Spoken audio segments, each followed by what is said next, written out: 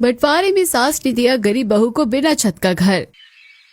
सुबह का समय होता है। शहर की सबसे बड़ी कॉर्पोरेट बिल्डिंग में राघव अपने केबिन से बाहर खड़ा होता है। सभी कर्मचारी उसकी तरफ सम्मान भरी नजरों से देख रहे होते हैं। सर, सच में अगर कोई बॉस होना चाहिए तो आप जैसा। आपने इस कंपनी को स्टार्टअप से इतनी बड़ी कंपनी बना दिया। बिल्कुल सर, आपकी मेहनत और प्लानिंग की वजह से ही आज हम इस मुकाम पर हैं। सभी एम्प्लॉइज राघव के लिए ताली बजा रहे होते हैं। थैंक यू एवरीवन, ये सिर्फ मेरी नहीं, हम सबकी मेहनत का नतीजा है। राघव अपनी फाइल्स उठाता है और केबिन में चला जाता है। शाम को राघव घर पहुंचता है। ड्राइंग रूम में कमला देवी और मोहन जी बैठे उसका इंतजार कर रहे होते हैं। अरे मेरा बेटा आ गया। हमारा बेटा कितना अच्छा है, इतना समझदार बेटा तो पूरे मोहल्ले में किसी का नहीं है। हाँ कमला, इसे अपनी लाइफ का सब पता है। इसे कब क्या करना है सब इसकी प्लानिंग में होता है। राघव बैग सोफे पर रखकर अपने पापा के पास बैठ जाता है। राघव बेटा, आज तेरे बड़े क्लाइंट वाली मीटिंग थी ना, क्या हुआ उसका? पापा, मीटिंग बहुत अच्छी गई और हमने डील क्रैक कर दी। ये सुनते ही कमला देवी खुशी से झूम उठती हैं और प्यार से राघव के सिर पर हाथ फेरती हैं। मेरा बेटा, प्यारा बेटा, भगवान तुझे हमेशा खुश रखे। तभी घर का दरवाजा खुलता है और मुकुल जिम बैग कंधे पर टांगे अंदर आता है। भैया, मुझे जिम की फीस जमा करनी है, थोड़े पैसे दे दो। राघव बिना कुछ कहे अपने वॉलेट से पैसे निकालता है और मुकुल के हाथ में रख देता है। ये लो, और इस बार फीस टाइम पर जमा कर देना। कमला देवी मुकुल को देखकर थोड़ा नाराज हो जाती हैं। बेटा, तू भी अब बड़ा हो रहा है, थोड़ा सीरियस हो जा अपनी लाइफ को लेकर। कब तक भैया और पापा से पैसे मांगता रहेगा? अरे मम्मी, अपने भैया से ही तो मांग रहा हूँ, आपसे थोड़े ले रहा हूँ।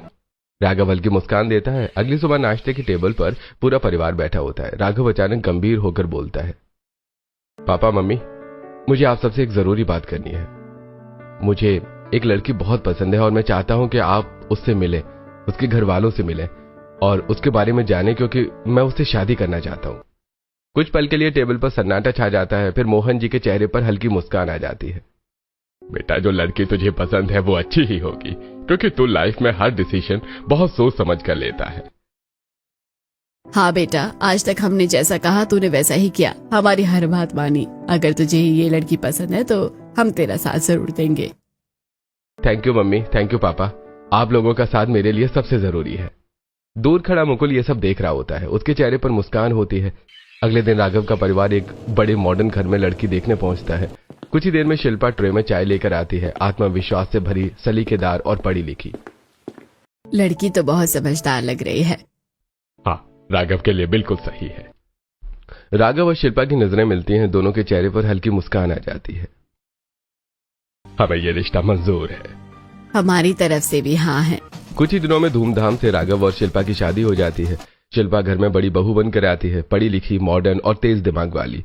शादी के 2-3 दिन बाद की सुबह होती है। राघव ऑफिस जाने के लिए तैयार हो रहा होता है। शिल्पा बेड पर बैठी अपने फोन में कुछ देख रही होती है। तभी दरवाजे पर दस्तक होती है। भैया, मैं ऑडिशन के लिए जा रहा हूँ, जरा कुछ पैसे दे दो। राघव बिना ज्यादा सवाल किए अपने वॉलेट से पैसे निकालता है। ये लो 10,000 रुपए, और अगर कम पड़ जाए तो बता देना, मैं ऑनलाइन ट्रांसफर कर दूंगा। ठीक है भैया, thank you so much. Mukul खुशी खुशी वहां से चला जाता है। शिल्पा ये सब ध्यान से देख रही होती है। 10,000 इतनी आसानी से दे दिए और ये भी नहीं पूछा कि कितने चाहिए। अरे आज इसका ऑडिशन है, वहां तक जाना, पेट्रोल वगैरह का खर्चा देना तो पड़ेगा ना। ऑडिशन किस चीज का? इसे एक्टिंग का बहुत शौक है, बचपन से एक ही सपना है एक्टर बनने का। अच्छा, तो ये बात है। अगले दिन सुबह पूरा परिवार ड्राइंग रूम में बैठा होता है। मुकुल अपने पुराने और बेकार कपड़े सबके सामने फैलाकर दिखा रहा होता है। पापा, मुझे ऑडिशन के लिए अच्छे कपड़े चाहिए, देखो ना, एक भी ढंग का कपड़ा नहीं है, थोड़े पैसे दे दो। अरे क्या है ये, जब देखो ऑडिशन ऑडिशन, कभी जिम के पैसे, कभी बाइक के, कभी कपड़ों के, हर वक्त तेरे पैसे ही खत्म नहीं होते। पापा, अभी मैं काम थोड़े कर रहा हूँ, कुछ दिन के लिए दे दो, जब मैं एक्टर बन जाऊंगा ना तब आपको ढेर सारे पैसे दूंगा। तभी शिल्पा हल्की मुस्कान के साथ बीच में बोलती है, भैया वैसे अब आप इतने छोटे भी नहीं रहे कि हर रोज किसी से पैसे मांगो। सबकी नजरें अचानक शिल्पा की तरफ मुड़ जाती हैं। अरे मैं तो मजाक कर रही हूँ, बस ये कह रही थी कि जब मैं 21 साल की थी तब से मैंने अपने पैसे खुद कमाने शुरू कर दिए थे। भाभी, अभी आप इस घर में नई नई आई हो, आपको इतनी जानकारी कैसे हो गई? और किसी को ऐसे जज नहीं करना चाहिए। शिल्पा मुंह बनाकर चुप हो जाती है, लेकिन उसके मन में कुछ और ही चल रहा होता है। तुझे तो मैं मजा चखाऊंगी। दिन रात मेहनत करके मेरा पति पैसे कमाता है और तू उड़ाता है। खुद कुछ करता नहीं, बस ऑडिशन के नाम पर घूमता रहता है। मुकुल, जब तेरी शादी करूंगी ना, तब तुझे जिम्मेदारी समझ आएगी। राघव को देख, अपना बिजनेस और परिवार कितने अच्छे से संभाल रहा है। 1 साल हो गया शादी को, किसी को एहसास तक नहीं होने देता। हर चीज कितनी अच्छी तरह मैनेज करता है। अरे भैया तो एकदम परफेक्ट है, इन्हें किसी चीज की जरूरत ही नहीं है। उसकी बात सुनकर पूरे घर में हंसी गूंज उठती है, लेकिन शिल्पा के चेहरे पर हल्की सी कड़वाहट बनी रहती है। अगले दिन 2 रिश्तेदार घर पर आते हैं। कमला देवी और मोहन जी लिविंग रूम में बैठे होते हैं। दरवाजे की घंटी बजती है और राघव दरवाजा खोलता है। भाई साहब, आपके छोटे बेटे के लिए एक लड़की देखी है, अगर आप कहो तो आप बात आगे बढ़ाएं। हाँ, बड़े बेटे की शादी तो हो गई, अब छोटे बेटे की बारी है। दोनों आदमी एक फोटो निकालते हैं और मोहन जी के हाथ में देते हैं। देखिए, इसका नाम नेहा है, बहुत अच्छा परिवार है, गांव में 10 एकड़ जमीन है। कमला देवी और मोहन जी फोटो देखकर खुश हो जाते हैं। चलो, बहुत अच्छी बात है। पहले मैं अपने बेटे से बात कर लूं, फिर आगे देखते हैं। शाम को पूरा परिवार बैठा होता है। माहौल थोड़ा गंभीर होता है। मुकुल बेटा, अब तेरी शादी की उम्र हो गई है, कब तक एक्टिंग के पीछे भागता रहेगा? पापा, पहले मुझे अपना सपना पूरा करना है। तेरा ये सपना तो पूरी जिंदगी भर पूरा नहीं होगा। क्या हम तेरे सपने के चक्कर में बैठे रहे? हाँ, अभी के अभी जवाब दे। ये मत समझना कि शादी के बाद मैं नौकरी करने लगूंगा। मैं अपना एक्टिंग का सपना पूरा करके ही रहूंगा। इतना कहकर मुकुल गुस्से में वहां से चला जाता है। कमला देवी थोड़ा चिंतित नजर आती है। आप टेंशन मत लो, जब इसके सर पर जिम्मेदारी आएगी और बहू घर में आएगी तो वो खुद ही इसे काम पर लगा देगी। शायद तुम सही कह रही हो। अगले दिन मोहन जी और कमला देवी रिश्तेदारों के साथ लड़की देखने जाते हैं। घर बहुत अच्छा होता है, पक्का मकान, साफ सुथरा आंगन। असल में बिचौलिए ने सबको धोखा दिया होता है। उसने नेहा के असली घर की सच्चाई छुपाकर अपने ही किसी रिश्तेदार के घर में सबको बिठाया होता है। घर परिवार तो बहुत अच्छा लग रहा है। हाँ, लड़की भी सादी और संस्कारी लग रही है। नेहा सादगी से चाय लेकर आती है। सबको वो बहुत पसंद आ जाती है। कुछ ही दिनों में रिश्ता पक्का हो जाता है। जल्दी मुकुल और नेहा की शादी धूमधाम से हो जाती है। नेहा इस घर में छोटी बहू बनकर आती है, सीधी सादी और संस्कारी। शादी के कुछ दिनों बाद पग फेरे की रस्म के लिए मुकुल, राघव और शिल्पा नेहा को उसके मायके लेकर जाते हैं। लेकिन जैसे ही गाड़ी एक छोटे से कच्चे रास्ते पर मुड़ती है, सब हैरान हो जाते हैं। सामने एक टूटी फूटी झोपड़ी जैसा घर होता है। ये किसका घर है? नेहा की आंखें झुक जाती हैं।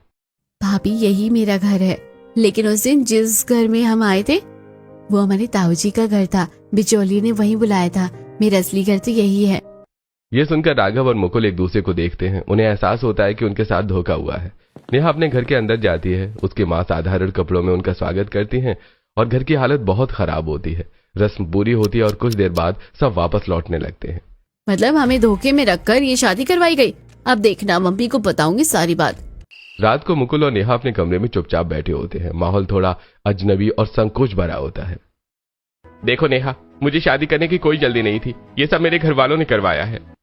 तो फिर क्या, अब हम इस रिश्ते में बंध ही गए हैं तो इसे निभाना तो पड़ेगा ना। मुकुल पहली बार नेहा की तरफ ध्यान से देखता है। उसके चेहरे पर सच्चाई और सादगी साफ दिखती है। हाँ, मैं ऐसा लड़का नहीं हूं कि घर वालों ने शादी कर दी तो मैं लड़की को अपनाऊंगा नहीं। तो मेरी वाइफ हो, ये मैं मानता हूँ। मैं आपका हर कदम में साथ दूंगी। आप बस अपना सपना पूरा करने की कोशिश करते रहिए। मुकुल के चेहरे पर हल्की राहत दिखती है। पहली बार उसे लगता है कि कोई उसे समझ रहा है। दूसरी तरफ शिल्पा अपने कमरे में गुस्से से भरी बैठी होती है। वो सीधे कमला देवी के पास जाती है। मम्मी, आपको पता है, आज हम उसके घर गए थे तो वो झोपड़ी जैसा घर था ना, वो हमारे साथ धोखा हुआ है। क्या? हाँ, हमें बड़ा पक्का घर दिखाया और असल में वो गरीब निकले। इसी वजह से शादी में दहेज भी नहीं दिया। कमला देवी का चेहरा गुस्से से लाल हो जाता है। हाय हमारी किस्मत, कैसी लड़की हमारे घर ले आए। अभी बात करती हूँ उस बिचौलिए से। कमला देवी तुरंत फोन मिलाती हैं। तुम्हारी हिम्मत कैसे हुई? तुमने एक अनपढ़ गरीब लड़की मेरे घर भेज दिया। अरे बहन जी, लड़की बहुत अच्छी है, एक बार अपना कर तो देखो, आपका घर स्वर्ग बन जाएगा। आया बड़ा स्वर्ग बनाने वाला। गुस्से में कमला देवी फोन काट देती हैं। शादी के बाद में मुकुल की आदतें नहीं बदलती। वो छोटी छोटी बातों के लिए भी कभी पापा से तो कभी राघव से पैसे मांगता रहता है। भैया, थोड़ा पैसा चाहिए ऑडिशन के लिए। ये सब देखकर शिल्पा के मन में गुस्सा भरता जाता है। जब मेरा पति अकेले कमाता है तो पूरे घर का खर्चा वही क्यों उठाए? ऊपर से ये लफंडर ना काम का ना काज का, बस पैसे उड़ाता रहता है। शिल्पा का गुस्सा धीरे धीरे नफरत में बदलने लगता है। इसे तो एक दिन ऐसा सबक सिखाऊंगी कि इस घर में रहने लायक नहीं बचेगा। वहीं दूसरी तरफ नेहा सुबह 4 बजे उठ जाती है। पूरी घर की जिम्मेदारी वो चुपचाप अपने कंधों पर ले लेती है। वो आंगन साफ करती है, रसोई संभालती है। मम्मी जी, आपकी दवा का टाइम हो गया है।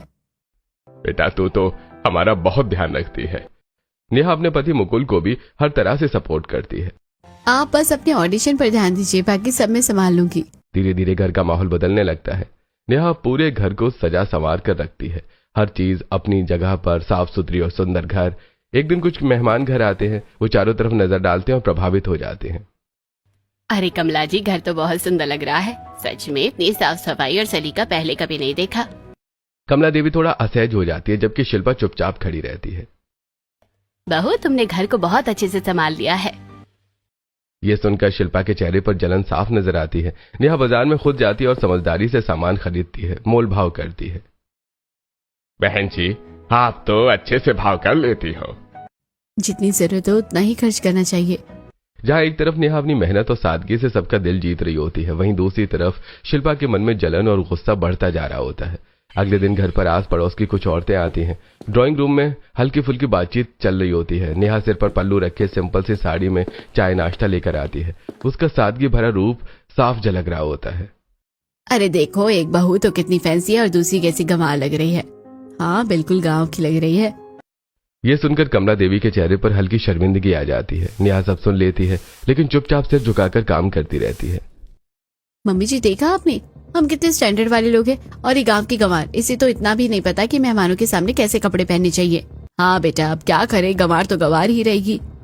घर का सारा काम नेहा अकेले करती है, सुबह से रात तक, लेकिन शिल्पा सारा क्रेडिट खुद ले लेती है।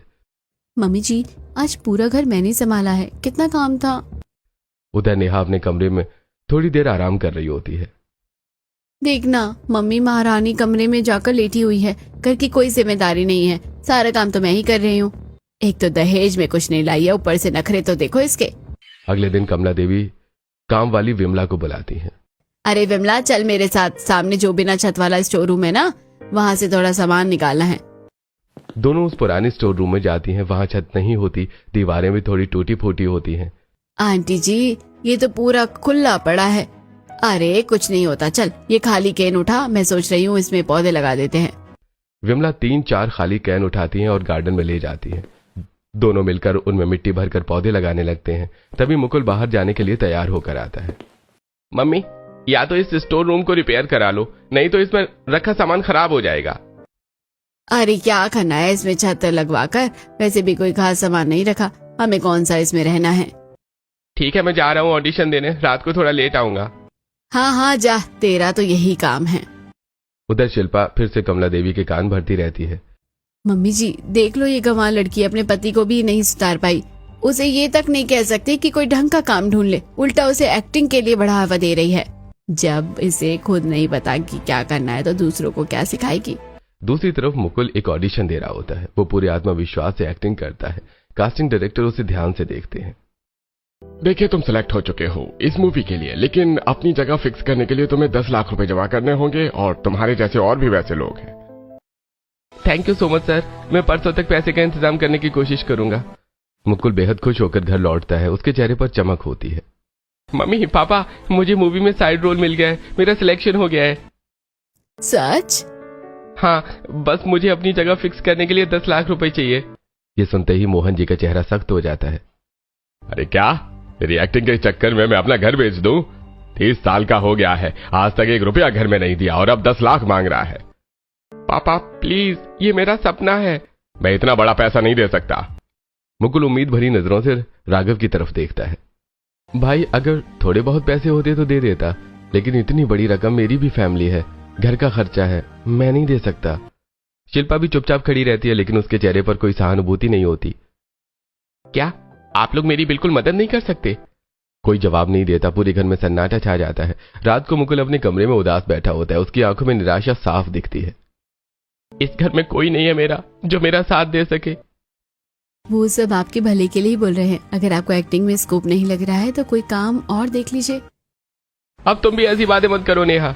मैं तो बस आपके भले के लिए ही कह रही हूँ। अगले दिन दोपहर को मोहन जी बाहर से एक बड़ा सा सूटकेस लेकर घर के अंदर आते हैं। शिल्पा रसोई में पानी भर रही होती है, लेकिन उसकी नजर तुरंत सूटकेस पर चली जाती है। कमला जरा इधर आना। क्या हुआ जी, कोई खास बात है क्या? अरे मैंने अपनी गांव वाली जमीन बेच दी और ये कुछ पैसे आए हैं, चलो मेरे साथ, इन्हें लॉकर में रख देते हैं। शिल्पा चुपचाप रसोई के दरवाजे से उनकी बात सुन रही होती है। कितने पैसे हैं इसमें? पूरे 15 लाख रुपए है। अभी बच्चों को नहीं बताया, सोचा जब जरूरत पड़ेगी तब काम आएंगे। वैसे भी जमीन से कुछ खास फायदा नहीं हो रहा था, वो दोनों अपने बिजनेस में लगा लेंगे। दोनों जाते हैं। मंदिर के पास एक डिजिटल लॉकर होता है जिसमें घर के जरूरी कागजात और पैसे रखे जाते हैं। मोहन जी अपने फिंगरप्रिंट से लॉकर खोलते हैं और पैसे अंदर रख देते हैं। दरवाजे के पास खड़ी शिल्पा ये सब ध्यान से देख रही होती है। वाह, ये तो बहुत अच्छा मौका है, अब मजा आएगा ना, न रहेगा बाज ना बजेगी बांसुरी। अब देखती हूँ मुकुल और उसकी गंवार बीवी को कैसे इस घर में रहते हैं। इनको तो मैं घर से निकाल कर आऊंगी। रात को पूरा घर गहरी नींद में सो रहा होता है। शिल्पा धीरे धीरे उठती है और दबे पांव सास ससुर के कमरे में जाती है। मोहन जी गहरी नींद में होते हैं। शिल्पा चुपचाप उनके अंगूठे पर थोड़ा सा फेविकॉल लगाती है और उनका फिंगरप्रिंट ले लेती है। फिर उसी निशान को अपनी उंगली पर चिपका लेती है। वो धीरे से लॉकर के पास जाती है और उसे नकली फिंगरप्रिंट से लॉकर खोल लेती है। अंदर से पैसों का बैग निकालकर 10 लाख रुपए अलग कर लेती है। अब देखती हूँ कैसे तुम दोनों इस घर में टिकते हो। अगले दिन सुबह मोहन जी लॉकर चेक करने जाते हैं और अचानक चौंक जाते हैं। अरे कमला, इसमें से 10 लाख रुपए कहाँ गए? क्या कल ही तो रखे थे? घर में हड़कंप मच जाता है और सब लोग लॉकर के पास इकट्ठा हो जाते हैं। हर जगह ढूंढा जाता है लेकिन पैसे नहीं मिलते। धीरे धीरे सबकी नजर मुकुल पर टिक जाती है। मुकुल भैया, आपको ही 10 लाख की जरूरत थी ना, कहीं आपने तो नहीं ले लिए? भाभी आप पागल हो गई हो क्या? मैं पैसे मांगता हूँ इसका मतलब ये थोड़े है कि मैं चोरी करूंगा। सबने तुझे मना कर दिया था, इसलिए हो भी सकता है तुझे तेरे बारे में इतना तो पता है। मैंने कभी नहीं सोचा था कि तू बिना बताए इतनी बड़ी रकम उठा लेगा। तूने हमारा भरोसा तोड़ दिया है। पापा भैया सही कह रहे हैं, उन्होंने कभी चोरी नहीं की, लेकिन ये नेहा, इसने ही भैया को भड़काया होगा। जब से आई है भैया का साथ दे रही है। यह लॉकर बिना मेरे फिंगरप्रिंट के खोल ही नहीं सकता और मेरे अलावा इसका तरीका सिर्फ मुकुल को ही पता है। पापा मैंने सच में कुछ नहीं किया। पापा, ये नेहा ने ही भड़काया होगा, वरना भैया ऐसा कदम नहीं उठाते। जब से ये कलमुही आई है ना, मेरे बेटे को सुधार पाई है ना कुछ कर पाई है। सोचा था जिम्मेदारी आएगी तो एक्टिंग का भूत उतर जाएगा, लेकिन ये तो खुद ही बेकार निकली। इसका बाप भी शायद चोरी करता होगा, इसलिए मेरे बेटे को भी ये सिखा दी। ये सुनकर नेहा की आंखों से आंसू बहने लगते हैं। बस बहुत हो गया, मुझे कुछ भी कह लो, लेकिन मेरी बीवी को कुछ मत कहो। मुझे एक्टिंग का शौक है, लेकिन मैं अपने घर में चोरी नहीं करूंगा। मम्मी, इसे घर से निकाल दो। जब तक ये लोग घर में रहेंगे तब तक ये घर बर्बाद हो जाएगा। मुकुल, आज से मैं तुझे अपनी जायदाद से बेदखल करती हूँ। तू इस घर में नहीं रहेगा। सामने जो बिना छत वाला स्टोर रूम है, तू वहीं रहेगा, क्योंकि उसी के लायक है तू। तुझे आज तक कमाने की कीमत नहीं पता, जब खुद करेगा तब पता चलेगा। यह सुनकर मुकुल का दिल टूट जाता है, लेकिन उसकी आंखों में अब गुस्सा और आत्मसम्मान दोनों नजर आते हैं। ठीक है, लेकिन एक बात याद रखना, मैं उस बिना छत वाले घर की छत बनवा कर दिखाऊंगा और उसमें 2 गुना घर बेहतर बनाकर दिखाऊंगा। उस दिन आपको पछतावा होगा और आप लोग ही मेरे पास आओगे। हाँ हाँ, बहुत देखे हैं तेरे जैसे जो झूठे वादे करके निकल जाते हैं। मुकुल गुस्से में नेहा का हाथ पकड़ता है। नेहा की आंखों में आंसू होते हैं, लेकिन वो चुपचाप अपने पति के साथ चल देती है। दोनों घर से बाहर निकलते हैं और सामने उस बिना छत वाले टूटे फूटे घर में जाकर खड़े हो जाते हैं। रात को आसमान खुला होता है और तारों के नीचे मुकुल और नेहा उस बिना छत वाले टूटे फूटे घर में एक कोने में सिमटे हुए पड़े होते हैं। ऊपर बांस की टेढ़ी मेढ़ी लकड़ियां किसी तरह टिकी होती हैं। नेहा अपनी आधी चुन्नी अपने ऊपर ओढ़ती है और आधी अपने पति पर डाल देती है।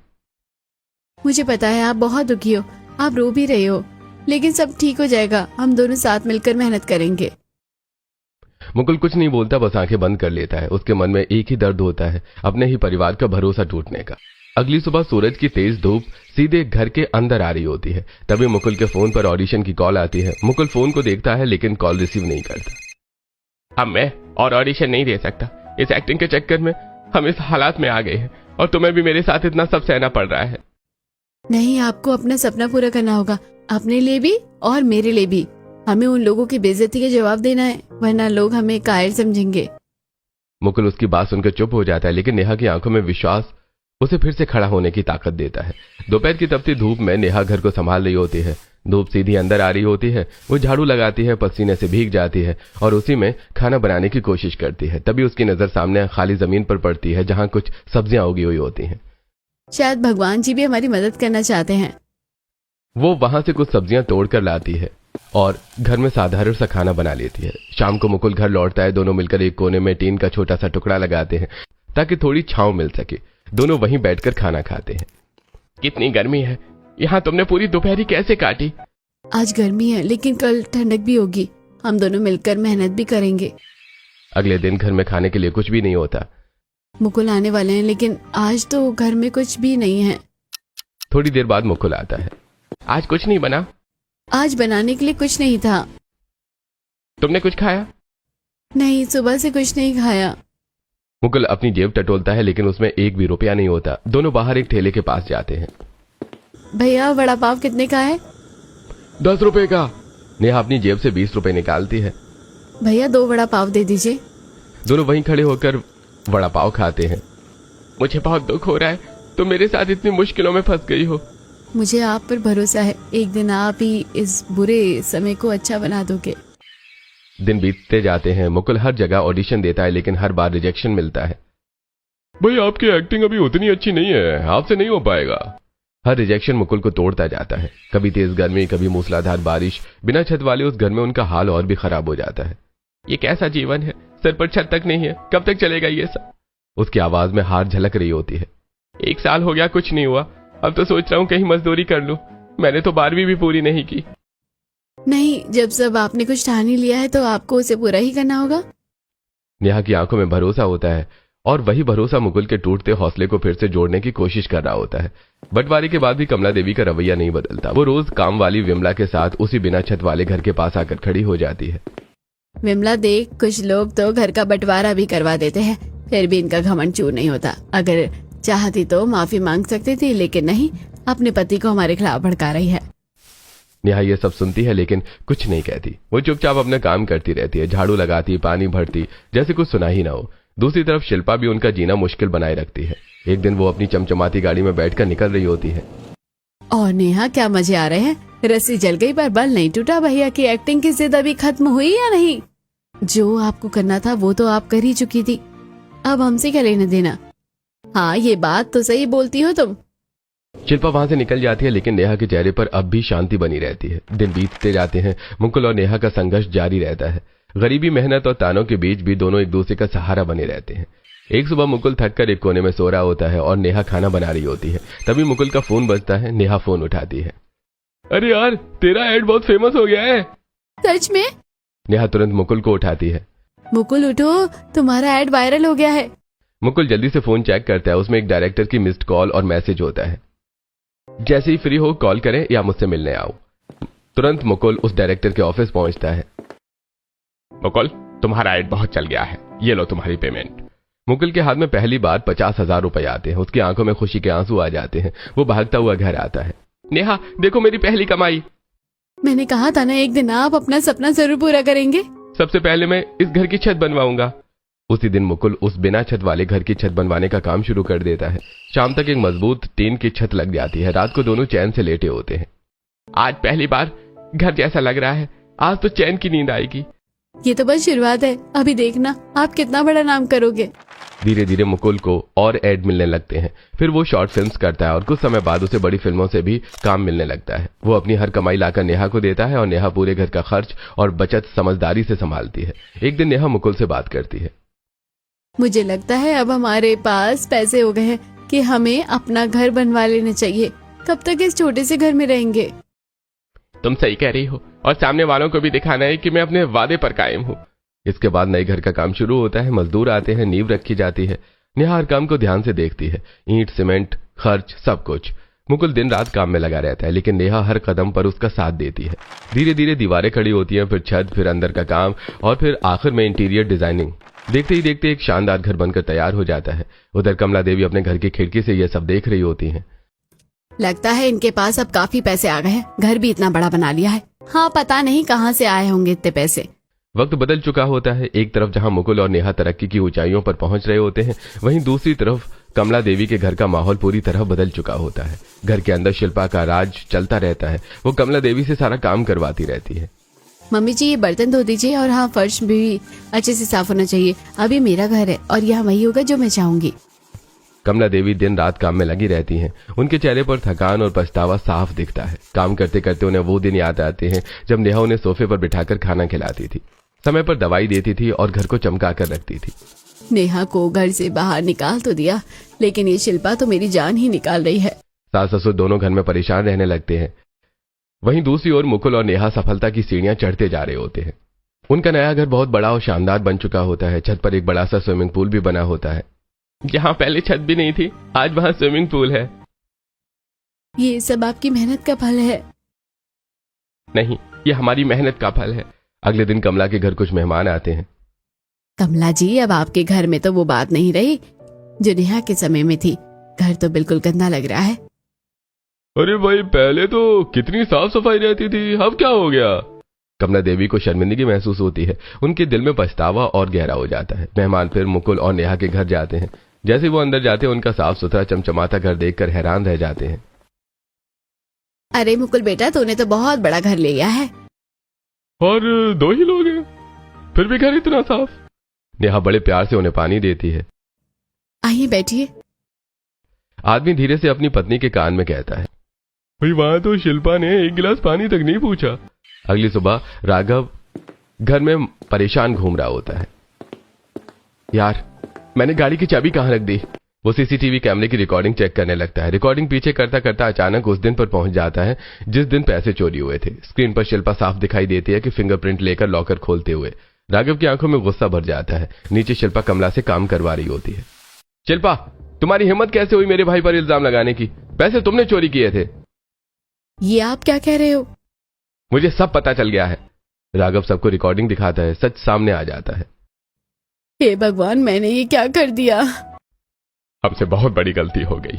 उसी समय दूसरी ओर मुकुल अपने घर की छत पर स्विमिंग पूल से नहाकर नीचे आता है। आराम से कपड़े बदलकर सोफे पर बैठ जाता है। नेहा रसोई से खाना लेकर आती है। तभी दरवाजा बजता है। कमला देवी रोती हुई अंदर आती हैं। बेटा, मुझे माफ कर दो, मैंने बहुत बड़ी गलती कर दी। बिना सोचे समझे तुम्हें घर से निकाल दिया। गलती तुम्हारी थी ही नहीं। मम्मी, अब इन बातों का कोई फायदा नहीं है। जो हो गया वो हो गया। 4 साल बीत चुके हैं। बेटा, वापस आ जाओ। नहीं मम्मी, मैं एक बार घर छोड़ चुका हूँ, अब वापस नहीं जा सकता। कमला देवी नेहा की तरफ उम्मीद से देखती हैं। बहू, तुम समझाओ इसे। मम्मी जी, जहाँ मेरे पति रहेंगे मैं वहीं रहूंगी। बुरे वक्त में हम साथ थे, अब अच्छे वक्त में भी हम साथ रहेंगे। मम्मी, अब आप यहाँ से चली जाइए, हम बहुत आगे बढ़ चुके हैं। कमला देवी भारी मन से वहां से चली जाती है। घर पहुंचकर रोने लगती हैं। अब वो हमारी शक्ल तक नहीं देखना चाहता और साफ मना कर दिया कि कह रहा था कि जो रिश्ते हमने खत्म किया है वो आज भी वहीं खड़ा है। सारी गलती हमारी है, हमने ही उसे घर से निकाला। वहीं दूसरी तरफ मुकुल और नेहा सोफे पर बैठकर चैन से टीवी देख रहे होते हैं। उनके चेहरे पर संतोष और सुकून होता है, क्योंकि उन्होंने हर मुश्किल का सामना साथ मिलकर किया है। क्या सिर्फ अमीरी गरीबी देखकर बहू को बिना छत वाला घर देना सही था, या यही फैसला एक दिन सास के पछतावे की सबसे बड़ी वजह बन गया?